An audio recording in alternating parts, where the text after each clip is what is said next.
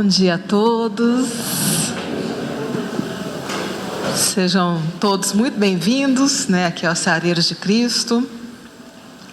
Ser uma pessoa aberta às ideias, aos conceitos novos. Discute-os, compara-os com o que sabes e com o que pensas, retirando o melhor proveito das informações que desconheces. As ideias salutares renovam a emoção, abastecendo os sentimentos com estímulos e entusiasmo. Ninguém é tão sábio que não necessite aprender mais, nem tão completo que possa dispensar outros contributos para o seu crescimento íntimo. Aprende mais, estando receptivo a novas contribuições. Vamos fazer a nossa prece, então, rogando a Jesus, nosso mestre e amigo, que nos envolva com as suas melhores energias, para que ao longo desse estudo que foi preparado para nós, com tanto carinho, pelo nosso querido irmão Daniel Raposo, para que todas essas energias do alto, os nossos mentores e amigos espirituais, possam nos intuir, nos orientar, que a gente receba essas contribuições aqui de que fala Joana de Ângeles, para o nosso aprimoramento intelectual, moral, e sobretudo para renovar a nossa conduta, para que sejamos mais felizes e vivamos em paz a cada dia. Que assim seja. Quem fala para a gente hoje é o Daniel. Seja muito bem-vindo, Daniel. Bom dia para todos. Muita alegria, nós estarmos aqui reunidos nessa manhã de domingo, nessa casa em que a gente se sente tão bem e somos tão bem acolhidos, E nessa semana tão difícil, para Juiz de Fora, para cada um de nós, redobra a importância de nós nos reunirmos, porque quando a gente reúne em nome do Cristo, os nossos corações, se impregnam desse amor, dessas vibrações que são tão salutares, que nos fortalecem e que também favorece a espiritualidade amiga, que com certeza estão junto a cada um de nós, junto à coletividade da casa, espiritualmente falando, e se utilizam desses fluidos, dessas irradiações que a gente exala, porque a gente absorve e também exala. E eles se utilizam disso, e com certeza, em favor de tantos outros que estão em sofrimentos, seja onde for, encarnados, desencarnados. Então, que a gente possa verdadeiramente se valer de hoje, dessa reunião, não só pensando em nós, mas também dedicando o nosso pensamento, o nosso bom sentimento para tantos e tantos outros que estão em dores nos dois planos da vida. Então é com muita alegria também que a gente vai poder conversar um pouquinho, Eu conversava ali com o João, que aqui, quando eu venho no Ceareiros, é o único lugar que eu não uso PowerPoint. Aqui a proposta eu acho tão bacana, de nós nos reunirmos e refletirmos, de uma forma muito simples, humilde, mas que a gente possa se valer desses ensinamentos para o nosso modo de ver a vida, de pensar, de agir. E hoje a temática, que está lá no Pão Nosso, é sempre vivos. É o tema que Emmanuel intitulou esse capítulo e pautado nessa passagem que está lá em Marcos, no capítulo 12, 27, em que Jesus nos diz: ora, Deus não é de mortos, mas sim de vivos. Só para nós nos inteirarmos rapidamente dentro dessa passagem, Jesus estava reunido, com seus discípulos e ali com vários do povo, e um dos saduceus que estavam próximos trouxe para ele uma passagem, e no final ele faz uma pergunta. Resumidamente, ele traz uma parábola, uma história, falando de uma mulher e era a esposa de um homem, e esse homem tinham 6 irmãos, ou seja, eram 7 irmãos no total. E aí aquela esposa fica viúva do primeiro esposo, e depois ela vai sendo desposada. Ela é desposada pelo outro irmão, esse irmão também desencarna, e assim por diante. Ela torna-se esposa dos 7. E aí ele pergunta, né, se no reino dos céus, né, após ressuscitar, eles falavam sempre nesse sentido, como seria a questão do casamento, né, do matrimônio, porque ela foi esposa dos 7 ali, enquanto encarnada, né? Então, resumidamente, Jesus falou para eles assim, quando ressuscitarem dentre os mortos, nem casarão, nem se darão em casamento, mas serão como os anjos que estão nos céus. Acerca dos mortos que houverem de ressuscitar, não tendes lido no livro de Moisés, como Deus lhe falou na sarça, dizendo: eu sou o Deus de Abraão, e o Deus de Isaque, e o Deus de Jacó. E aí vem a fala que Emmanuel separou. Ele não é o Deus de mortos, mas Deus de vivos. Por isso vós errais muito. Então, Jesus deixou bem claro que a vida espiritual é uma continuidade, sim, mas ele cita o exemplo de Deus de Jacó, não é? Ele fala que aqueles que já passaram continuam vivos, continuam amparando, continuam orientando e fazendo uma ligação com a mensagem que foi lida de Joana de Ângeles, que é necessário nosso constante aprendizado para a nossa constante busca da evolução, do nosso progresso. Isso não se refere apenas a nós encarnados, também se refere aos nossos irmãos quando no plano espiritual. Eles também estão aprendendo e ensinando. Há uma troca constante entre os desencarnados, entre desencarnados e reencarnados, que somos nós, e vice-versa, e entre nós reencarnados. Então, somos constantemente chamados a essa relação para o nosso progresso, para o nosso entendimento. Daniel, em relação aos desencarnados, como? Pelas inspirações, pelos encontros durante o nosso sono físico, desprendimento, né?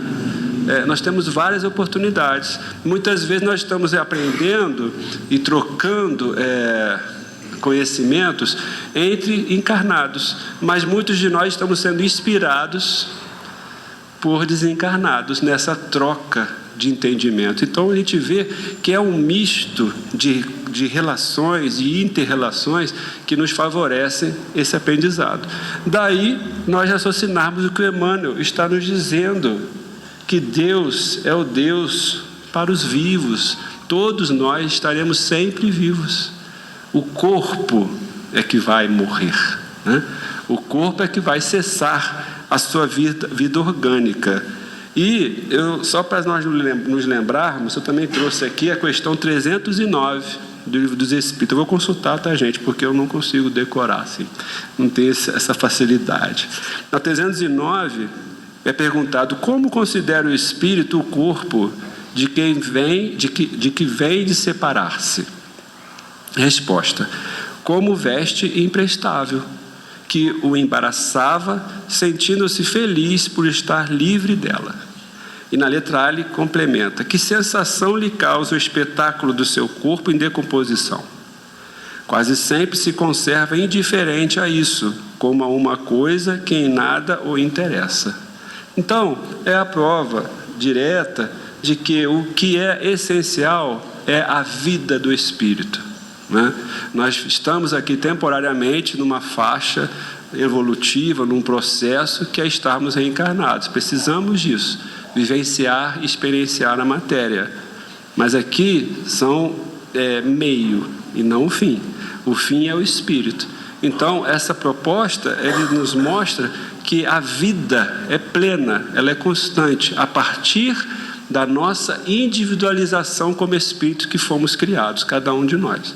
Nós aprendemos com a doutrina que temos o princípio inteligente, que passa pelos diversos reinos, né? Em algum momento, determinado momento, que nós não temos compreensão ainda, o Espírito deixa isso bem claro, há a criação do Espírito, ou seja, aquela individualidade que somos cada um de nós e que não há igual. em nenhum lugar do universo, ou então do multiverso, que se fala muito hoje, né? Nós somos únicos, mas a partir da nossa criação, nós estamos fadados à eternidade. Então é vida pura, né? Constante. O que muda são as faixas vibratórias que aquele espírito está se utilizando, seja no corpo ou seja fora do corpo. Mas ele é único e nós continuamos vivos, né? E aí o Emmanuel, nós vamos trazendo aqui as suas falas e a gente vai refletindo junto. Ele começa assim: considerando as convenções estabelecidas em nosso trato com os amigos encarnados, de quando em quando nos referimos à vida espiritual, utilizando a palavra morte nessa ou naquela sentença de conversação usual. No entanto, é imprescindível entendê-la não por cessação, e sim por atividade transformadora da vida. Então ele deixa claro que a palavra morte, trazida pelos espíritos nas diversas obras, né, espíritas, começando com a própria codificação, ela está no sentido de não cessar a vida, mas sim transformar. É um estágio, é uma etapa que nós cumprimos e a partir da morte houve uma transformação. Nós aprendemos com a doutrina que a nossa consciência se amplia, não é isso? Quando a gente retorna ao plano espiritual, cada um de nós vai ter o seu momento e a sua forma de, aos poucos, essa consciência ir se ampliando. Muitas das vezes a gente tem aqui o relato que nós vemos como fosse um filme, né? De tudo que nós fizemos durante essa encarnação. Dependendo do nosso estágio evolutivo, nós vamos ter um acesso mais ou menos rápido até de outras existências, não é? Então, é uma faixa em que nós vencemos essa faixa atual da reencarnação. Então, nós vamos estar nos transformando a partir de tudo aquilo que a gente criou, que a gente agiu, que a gente beneficiou ao próximo e a nós mesmos, consequentemente, e nós vamos nos transformando. Então, aquela vida não cessa. O que cessou foi o corpo. E aí, com essa visão ampliada, nós podemos ter uma sensação de leveza, de alegria, de um bem-estar íntimo, de verificarmos e constatarmos que fizemos o melhor durante a grande oportunidade que foi a reencarnação última. Ou então também termos muita questão do remorso, de culpas, de termos de uma forma clara, sem o nosso subterfúgio que a gente utiliza enquanto estamos na carne, de fugirmos daquilo onde a gente pecou, onde a gente errou. A gente vai e tem aquela visão ampla: puxa, realmente, por que eu fiz isso? Né? E aí a gente fica pedindo a oportunidade, né, de reparar aquilo. E aí pedimos para vir para uma nova existência física, né? E dentro da misericórdia divina nós conseguimos retornar. Então, essa atividade transformadora, ela consiste nisso. Eu me recordo da passagem que eu acho muito bonita e que demonstra muito isso aqui, porque eu vou citar para vocês, porque nós fazemos tantas coisas boas na vida, nós precisamos nos autovalorizarmos. E muitas coisas que às vezes a gente vai fazendo de bom, não só para mim, é lógico que eu tenho que fazer algo de bom para mim, porque eu preciso me amar. Jesus nos orientou, precisamos nos amar. Mas nós fazemos tantas coisas boas para o próximo, de uma forma espontânea, sem aguardar nada em troca, que a gente vai entrando nesse caminho, às vezes de uma forma habitual, que a gente nem percebe, não é mesmo? Mas nessa mudança de faixa, que a gente retorna à vida do plano espiritual, muitas vezes nós nos deparamos com todos esses atos que nós fizemos, essas sementes que nós plantamos e que a gente nem tinha dado conta. E isso faz tão bem para a gente. Então tem uma pequena passagem que a maioria aqui conhece, né? Do Dr. Bezerra de Menezes, quando ele desencarna, né? E ele é recebido por Celina, né? A grande mensageira de Maria Santíssima, e ela o leva, né? Até ele estava no leito, né? Ela o recebe, que ele já estava no plano espiritual, e ele é recebido também pelos familiares, pelos amigos da ordem da atividade espírita, com muito amor, com muita alegria, e aí ele ouve aquela multidão, né, lá fora, e ela o ajuda a ir até a janela, e ele vê aquela multidão, e ele pergunta: quem são, Celina? Né? De uma forma tão assim simples, né? E ela fala: são todos aqueles que você ajudou, que você amou, que você beneficiou, que você enxugou lágrimas, aqueles que estavam encarnados, aqueles que estavam desencarnados, que se favoreceram do seu auxílio de forma indireta ou direta, através de contatos de reuniões mediúnicas, através de auxílio que você fez àqueles seres queridos que eles estavam aqui encarnados, mas aqueles que estavam no plano maior os amavam e são gratos a você. E isso foi grandioso.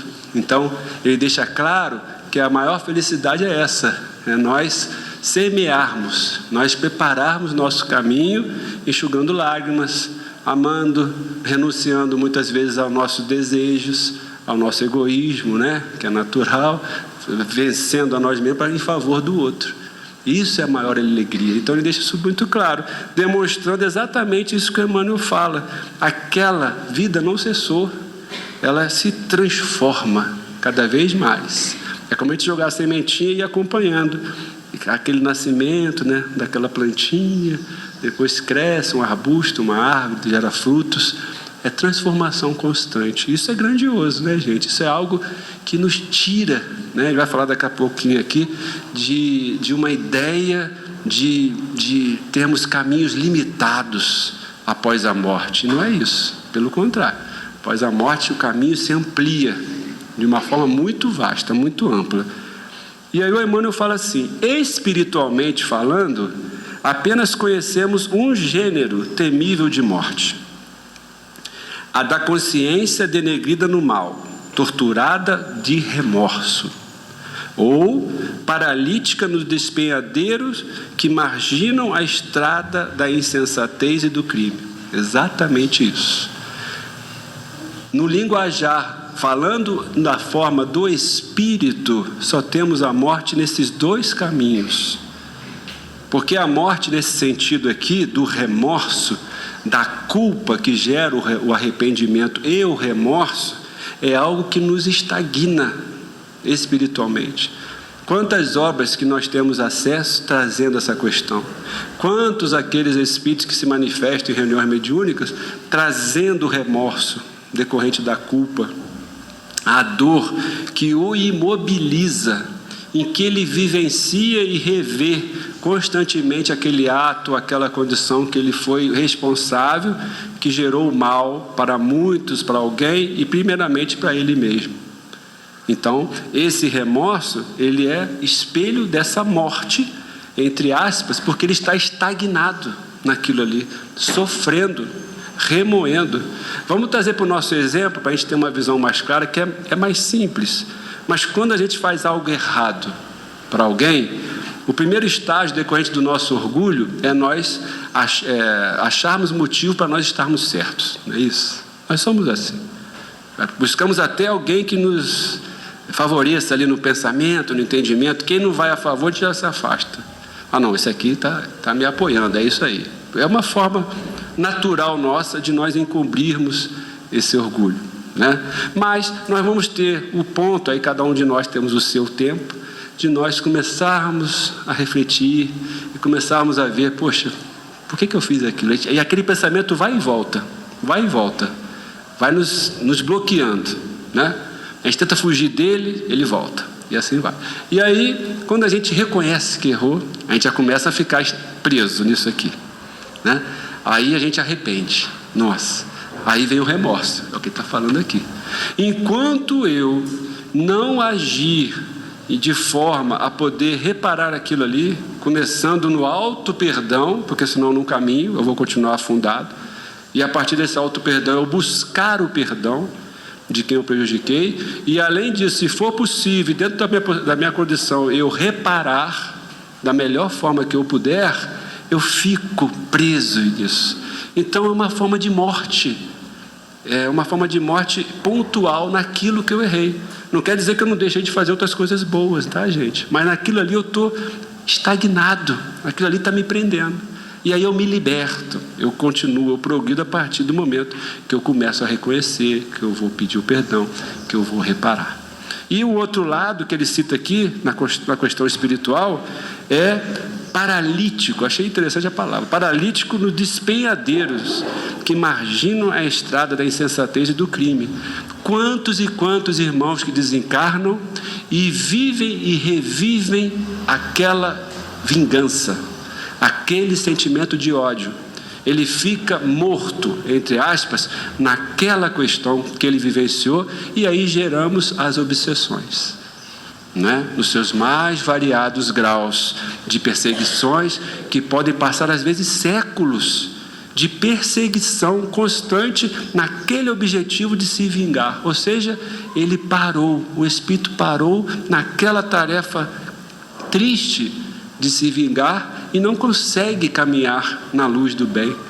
E aí é o que ele chama aqui, né? É a questão de insensatez e do crime. Então, são os dois caminhos da morte que o Emmanuel compreende, de que ele nos passa aqui. Então, são caminhos que a gente podemos entrar neles após a nossa desencarnação, mas desde já, nós já começamos a entrar neles, dependendo do nosso proceder, não é mesmo? E após a desencarnação podemos ir para essa linha: remorso ou a dor relativa às perseguições, aos crimes, às vinganças, às obsessões. Então que nós estejamos atentos a isso. Qual é o caminho? Jesus falou: ama teu próximo como a ti mesmo. E aí é a renúncia, o auto-amor, o fazer ao outro que deseja para nós mesmos. É o grande remédio que nós temos que deixar na nossa prateleira da consciência o tempo todo. Emmanuel continua: é chegada a época de reconhecermos que todos somos vivos na criação eterna. Todos somos vivos. Inclusive aquele pior dos piores seres humanos, que fazem aquelas barbaridades que nós ainda vemos, infelizmente, no nosso planeta. Todos somos vivos, filhos de Deus, criados simples e ignorantes, mas fadados à perfeição. Chegaremos lá, mas chegaremos lá através da mensagem da nossa irmã, no constante aprendizado, nas relações, ajudando-nos e ajudando ao outro, em uma colmeia de união e de auxílio constante para que nós vamos crescendo. Nós estamos passando, né, essa questão triste da cidade, de outras cidades. A gente vê que nesses momentos a união ela é espontânea, ela nasce naturalmente do coração de cada um de nós. Cada um faz algo da sua possibilidade, né? Seja doando, seja ajudando, seja indo lá, limpando. Se eu não consigo sair, se eu estou na cadeira de roda, eu oro, né? Eu envio as mensagens.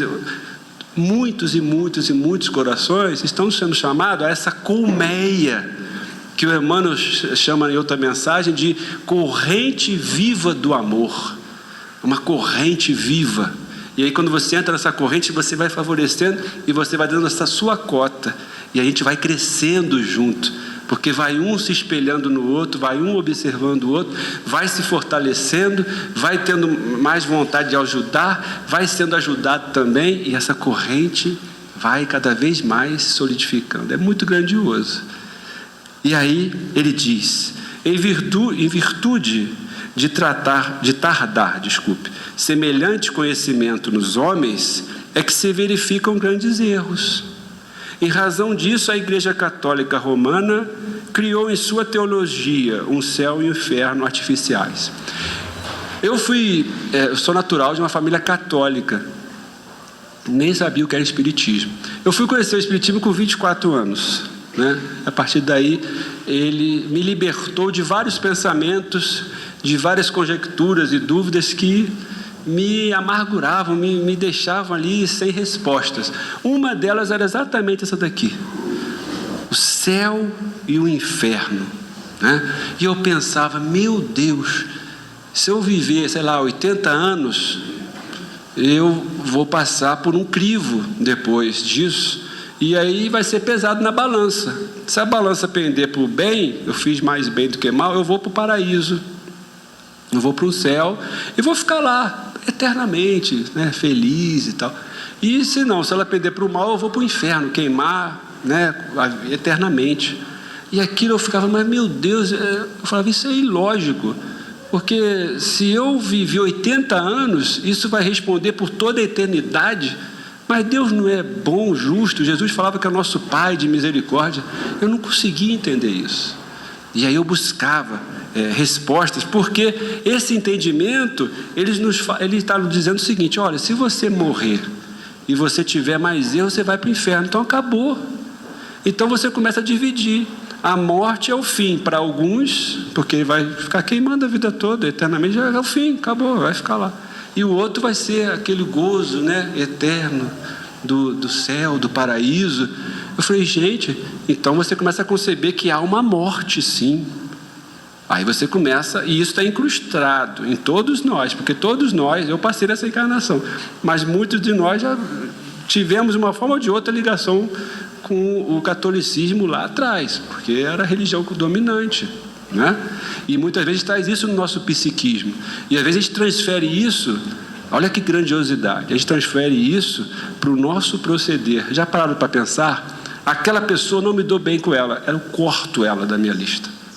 Não, você não vai estar mais no meu grupo, você está morto para mim, você não tem solução. De uma forma muito reduzida, mas é uma concepção que a gente está trazendo lá de trás da condenação do inferno e do benefício do céu. Pensemos nisso, é incrustado em nós. E é justamente o que Jesus vem mostrar, que é o contrário. Ali onde eu tenho o problema, onde ele representa aquele fim, que é o inferno para mim, aquela relação, é onde eu tenho que trabalhar, porque é eu que estou sofrendo dentro de mim esse inferno. Quem me incomoda é porque eu não consigo domar em mim algo que está ali refletindo naquela pessoa. E eu tenho um pouco do que ela está me mostrando, é um espelho. E a gente é chamado a essa terapêutica. E a gente só tem como fazer a terapêutica pelo convívio. E pelo convívio, como ela leu, nós vamos aprender e ensinar. Nunca impor, mas aprender e ensinar através do exemplo. Né? Então a gente pense nisso. E aí o Emmanuel diz mais, diversas coletividades das organizações evangélicas protestantes apagam-se a letra, crentes de que o corpo, vestimenta material do espírito, ressurgirá um dia dos sepulcros, violando os princípios da natureza. É o que chamam na doutrina evangélica de o arrebatamento. Né? Todos vão ressuscitar um dia quando Jesus retornar, ressuscitarão, né? E aí haverá o julgamento e tal. Então, apego à letra. Aquele corpo não há como ressuscitar o corpo. O corpo é corpo, o espírito é espírito. Nós sabemos que há o perispírito, não é isso? E aí sim. Então, a perispírito é ali a forma para o corpo, mas o corpo ficou para trás. Há uma noção de morte aqui, né? Ele acha que aquele ser está morto, ele vai ressuscitar. Não está. Quem está morto é o corpo, o espírito continua. Ele pode estar até junto ao corpo, mas ele continua, ele pensa, ele age, ele está em movimento de vida. É isso que ele está deixando claro. E ele deixa aqui para nós espiritistas, tá? Nós não escapamos, não. Ele fala aqui, inúmeros espiritistas nos têm como fantasmas de laboratório ou formas esvoaçantes, vagas e aéreas, errando indefinidamente. Olha só, por isso que é importante o estudo, né? Para nós compreendermos, senão a gente fica ali achando, não, é um espírito, a gente acha que agora ele está no estágio que é um milagre, ele era aqui encarnado, ele agora desencarnou, não, agora ele pode me auxiliar, não, agora ele vai me perseguir. Calma, vamos analisar. A gente só é perseguido se nós nos deixarmos ser perseguidos, né? Então precisamos estudar, precisamos compreender para ter um olhar muito mais pleno em relação aos desencarnados, né? Muitas vezes a gente chega numa reunião mediúnica e a gente quer a resposta para tudo na nossa vida. Não é assim. Se eu chego aqui para o meu melhor amigo, eu vou falar para ele, me dá uma resposta para a minha vida. Ele não vai ter como me falar, ele pode trazer sugestões, aconselhamentos, mas a resposta é eu que vou ter que achar, é individual. Cada um de nós. A gente faz a nossa prece, a gente deve pedir o quê? A boa inspiração, a fortaleza do bom ânimo, para que a gente possa seguir o caminho da melhor forma possível. Mas o esforço é nosso. Não há resposta pronta, não há milagre de caminhos abertos, assim, gigantescos, que é só você seguir aqui que está tudo certo. Não. Senão perde a finalidade de nós progredirmos. Aí ele vai falar: quem passa pela sepultura prossegue trabalhando, e aqui, quanto aí, só existe desordem para o desordeiro. Na crosta da terra, ou além dos seus círculos, permanecemos vivos invariavelmente. Então, trabalho, né? E a gente já começa também com questões que trazemos de atavismo, né? Até nós ouvimos muito isso nos velórios, né? Descansou. Ele já está falando aqui o contrário. Quem passa pela sepultura prossegue trabalhando. É lógico, gente, que Emmanuel está falando aqui no sentido de uma condição razoável de espírito. Nós sabemos que tem muitos de nós que estão muitas vezes tão apegados às questões da matéria e do corpo, que realmente, quando eles passam na desencarnação, eles vivenciam aquilo ali. Eles ficam atelados àquilo, e muitos nem sabem que desencarnaram, né? Nós sabemos disso. Ele está falando aqui no sentido de que já houve aquela compreensão do espírito, já houve aquele despertamento. Para uns já é mais automático. Ele desencarna como o Dr. Bezerra, né? O espírito elevado. Já desencarnou, já tinha noção plena e tal. Para outros vão ter outro ponto. Esse despertamento é um pouco mais à frente. A maioria de nós aprendemos que sofremos momentos e tempos de perturbação natural.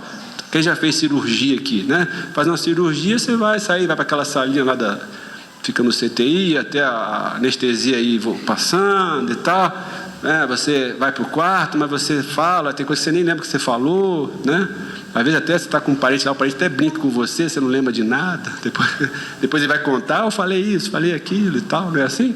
Então, perturbação que a gente sente. E espiritualmente, a maioria de nós também sofremos, é natural. Mudamos de faixa, né? Estávamos numa matéria pesada e voltamos para o plano mais sutil, que é do espírito. Então, passado isso, tendo o tempo de cada um, nós vamos trabalhar. Esse trabalho é amplo, tem maior diversidade. Assim como aqui encarnados, nosso trabalho útil, ele é amplo, ele é gigantesco. Nós somos chamados ao trabalho útil o tempo todo. Nós aqui, nesse momento, estamos realizando um trabalho útil. Não é só eu, não. Cada um de vocês. Cada um dos desencarnados. Por quê? Nós estamos refletindo juntos, nós estamos pensando, raciocinando, compreendendo e já muitas vezes fazendo ligações com fatos que a gente já viveu e que a gente tem possibilidade de ser útil posteriormente. Então já é trabalho. Cada um de nós.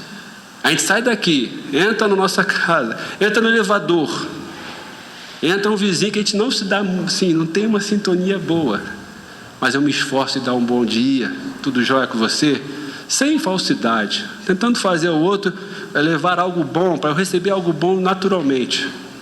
Estou trabalhando. Então o trabalho é gigantesco. E no plano espiritual a mesma coisa.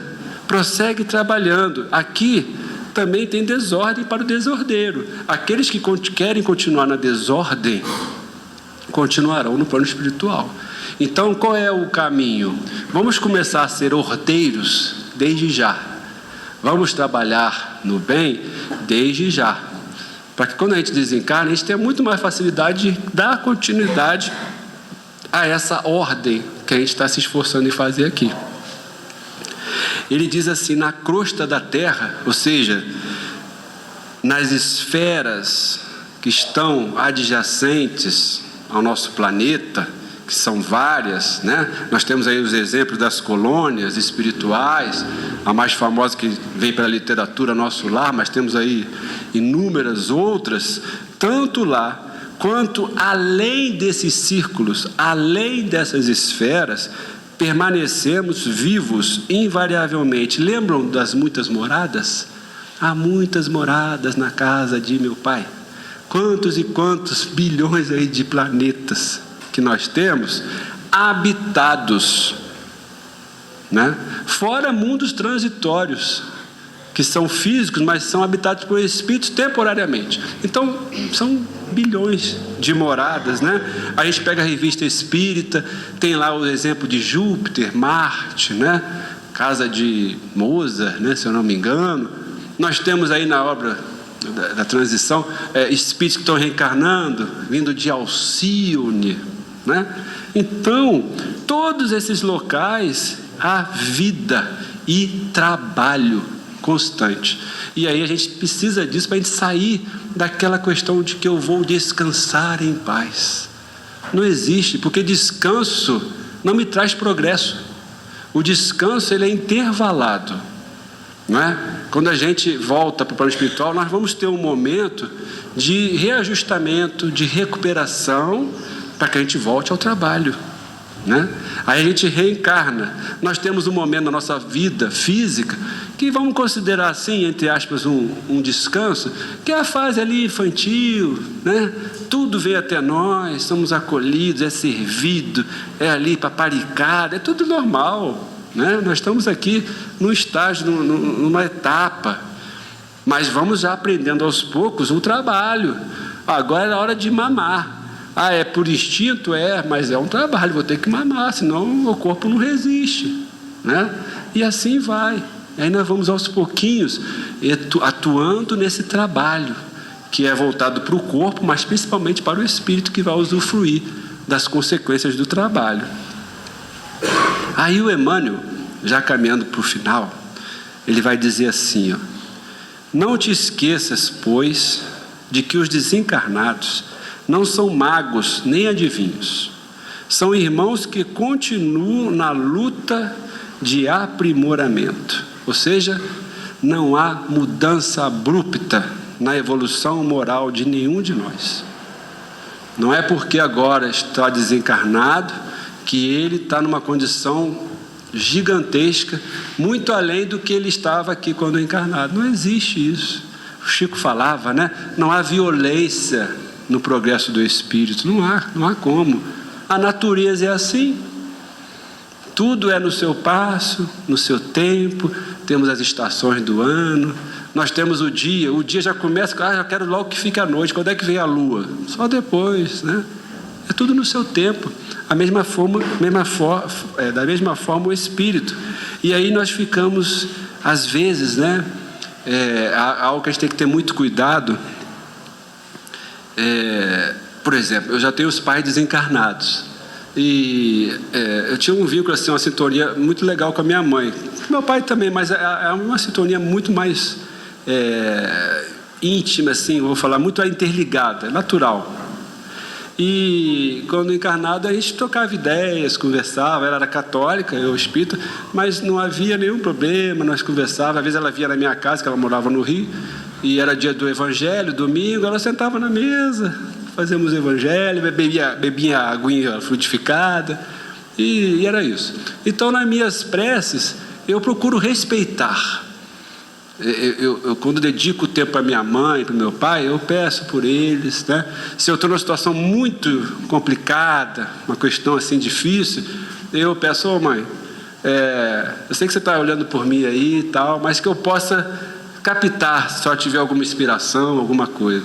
Mas jamais a gente entrar, mãe, eu estou desesperado, me dê essa resposta, me ajude. Por quê?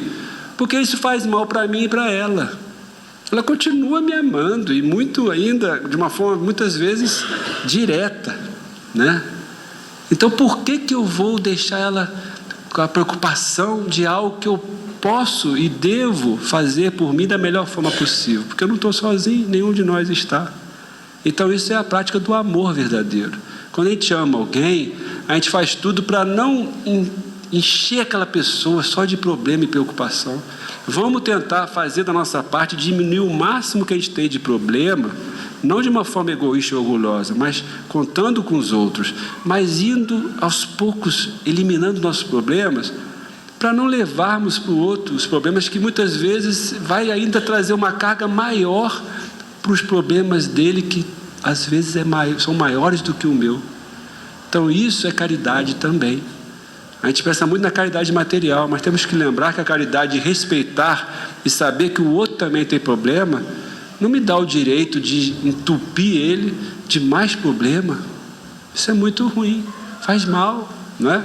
Então que a gente possa ter esse entendimento de que os irmãos que já voltaram para o plano espiritual não são magos, não são adivinhos, mas eles podem nos ajudar com as boas inspirações, com bom ânimo, com um abraço fluídico, com a transmissão de boas vibrações que a gente recebe, que muitas vezes a gente nem dá conta, mas eles estão constantemente trabalhando e atuando por nós.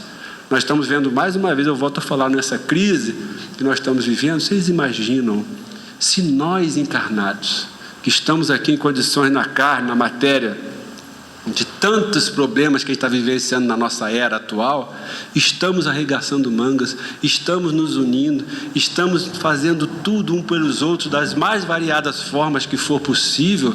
O que dirá o plano espiritual, que já tem essa clareza, essa amplitude de conhecimento, de entendimento, como eles não estão trabalhando de forma imutirão. Aliás, como eles já estavam, inclusive, antes de vir a crise.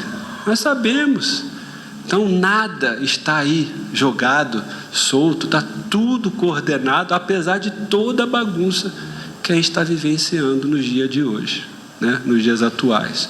Então vamos nos unir, vamos cada vez mais nos acolher, orar para nos fortalecer e continuar no bem, porque, como dizia Maria, né? Vai passar também. E aí ele conclui, ó: guardemos a lição do Evangelho e jamais esqueçamos que nosso Pai é Deus dos vivos e imortais. Vivos e imortais. Ele não é Deus daqueles que não existem, que são os mortos. Não existe. O morto não existe, porque nós somos todos espíritos imortais. Podemos, de alguma forma, estagnar, como Emmanuel disse, temporariamente, no poço do remorso, ou naquele despenhadeiro do ódio, do crime, da maldade, da vingança. São períodos em que a gente entra numa espécie de morte para o espírito, porque ele estagna, ele não produz, ele não está indo no caminho de progresso do espírito. Mas há que ter um momento em que ele vai sair disso. Meus irmãos, eu queria concluir em torno volto a falar essa questão porque eu acho que é importante nós cada vez mais nos unirmos, mas trazer para vocês uma palavra que eu vou compartilhar com vocês, que ficamos na nossa casa, mas por algum motivo eu me sinto muito acolhido aqui nessa casa, uma casa que a gente tem muitas amizades, um vínculo muito profundo, acho que de espíritos, né? Tenho certeza, de espíritos que já conviveram. Então eu vou compartilhar com vocês uma mensagem que nos fortaleceu muito, tá? Uma mensagem simples, né? Não há nada demais, mas que nos fortaleceu. Eu vou compartilhar para que a gente possa se fortalecer mais ainda nas nossas ações, nesses momentos difíceis, mas principalmente a partir disso nós nos transformarmos mais ainda, mais do que nós já estamos nos esforçando em transformar, que nós nos continuemos transformando e cientes, certos que o amparo está acontecendo constantemente e que nós podemos e devemos nos unir nesse amparo, nessa corrente viva do amor. Então eu vou ler para vocês. Filhos do Altíssimo, nossos irmãos e humanidade passam por um momento de extrema tristeza, de extremo sofrimento. Quando vidas são interrompidas na matéria de uma maneira tão brutal, quando muitos têm seus lares devastados, suas esperanças escasseadas. Porém, sabemos que tudo acontece segundo a vontade de nosso Pai. nada acontece ao acaso. Diante disso, estamos aqui para orientá-los a se unirem como já estão se unindo, cada um à sua maneira, segundo a sua possibilidade e condição, para acalmar os corações, para acalmar os estômagos, para levarmos o conforto de uma palavra, de um abraço. Não nos esqueçamos que o material é muito importante, a ajuda material é muito importante, mas que um abraço fraterno, um olhar, muitas vezes sem uma palavra, é capaz de levantar os nossos irmãos. A chuva novamente cai lá fora. Neste momento, muitos estão tomados pelo medo, pela insegurança. Unamos nossos pensamentos, nossas vibrações, nossas preces, para que se sintam amparados por Deus, nosso Pai. Estaremos todos em mutirão, trabalhando, unidos, para levarmos àqueles que estão partindo do plano material o alento e conforto que necessitam neste momento de uma passagem tão abrupta, dolorosa, mas necessária. Procurem não se deixarem levar pelas ondas de pessimismo. Continuem compartilhando boas notícias, boas vibrações. Unam-se em favor daqueles que estão passando por momentos tão difíceis. Nossa casa tem este papel importante na sociedade. E vocês, nós, somos este elo. Não desanimem, continuem trabalhando, que o Senhor possa nos fortalecer para mais este embate. Com certeza sairemos todos vitoriosos. Muita paz. Então, meus amigos, o Deus é dos vivos. Estamos vivos, todos nós, e que possamos nos unir na busca do nosso progresso, através do progresso que favorecemos ao outro e a nós mesmos. Eu agradeço de coração pela paciência, pelas boas vibrações recebidas e que tenhamos um domingo de muita paz. Muito obrigado. Pessoal, um bom dia, né, a todos quem eu não tive a oportunidade ainda de cumprimentar, né? E que Jesus continue aí abençoando a caminhada do Daniel. Nós vamos então nos preparar, né, para nosso encerramento, né, através da nossa prece. Aqueles que desejarem receber o passe podem aguardar. Nós convidaremos aí os grupinhos de 9. Aqueles que não desejarem somente permanecer no salão, usufruindo da musiquinha, podem ficar à vontade também. Aqueles que desejarem já retornarem a seus destinos. Que Jesus abençoe a todos nós, né? E gostaria só de fazer um reforço no nosso convite nesses dias, né? Conforme nós refletimos tanto aqui hoje pela manhã, em que nós estamos ávidos de nos fortalecer, de exercitar a nossa verdade de espíritos imortais, filhos de um Pai que é amor. A gente convida a participar do nosso Evangelho no Lar, que a gente faz todas as terças-feiras, às 21h15, pelo Google Meet, aquele linkzinho ali, também vai estar no panfletinho aí das atividades da casa. É um momento muito bonito e gostoso que a gente reúne os nossos lares em nome do Cristo, tá? Está feito o convite.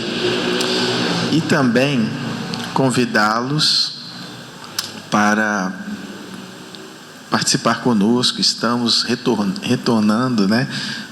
Estamos aí fazendo quase que um mês já da nossa atividade quarta-feira à noite, que é o nosso atendimento espiritual pelo passe. É uma atividade que é aí fundamentada, né, nesse livro da Federação Espírita Brasileira. E estão todos convidados a participar conosco. Eu gostaria até de ler rapidinho aqui um trechinho, um breve trecho, né, que diz assim: o passe é um ato de amor na sua expressão mais sublimada. É uma doação ao paciente daquilo que o médium tem de melhor. enriquecido com os fluidos que o seu guia espiritual traz, e ambos, médium e benfeitor espiritual, formando uma única vontade e expressando o mesmo sentimento de amor. Esse trecho está no livro Obsessão e Desobsessão, da Sueli Calda Schubert. Então, nesses instantes, né, que a gente precisa tanto se fortalecer, buscar equilíbrio, né, é uma boa oportunidade. Estão todos convidados, quarta-feira, às 20 horas. Tá bom? Vamos então fazer a nossa prece em agradecimento a Ele, né? Nosso Mestre Jesus. Senhor, Jesus querido, companheiro e amigo, nesse momento em que a sua casa se abre para nos acolher e que nós buscamos os nossos corações unir em Teu nome, para assim desfrutar e viver a certeza de que estás entre nós. Agradecidos, Jesus, pela manhã que nos recebe, pelo céu que nos acolhe, pela vida bendita que nos educa e que nos promove na caminhada imortal evolutiva. Senhor Jesus, rogamos a Ti que abençoe cada coração que nesse instante se encontra nos desafios da vida, se encontra, Senhor, muitas vezes vivendo a aflição, a inquietação. Mas nós, Jesus, aqui estamos porque confiamos no Teu amparo e no Teu auxílio, que aonde as lágrimas escorrem, haverá sempre uma mão divina a amparar e enxugar essas lágrimas que lavam e que educam a alma, porque cada um de nós, Senhor, como espíritos imortais, sabemos que não caminhamos a sós. Temos a certeza, Senhor, como disse certa feita um velho amigo, a fé não nos retira da batalha, mas nos permite confiar e viver que Jesus luta conosco ao nosso lado. Por isso, Senhor, do fundo do nosso coração, com toda sinceridade, o nosso muito obrigado. Que Deus abençoe a todos nós, hoje e sempre. Assim seja. Bom domingo a todos. Que Jesus abençoe.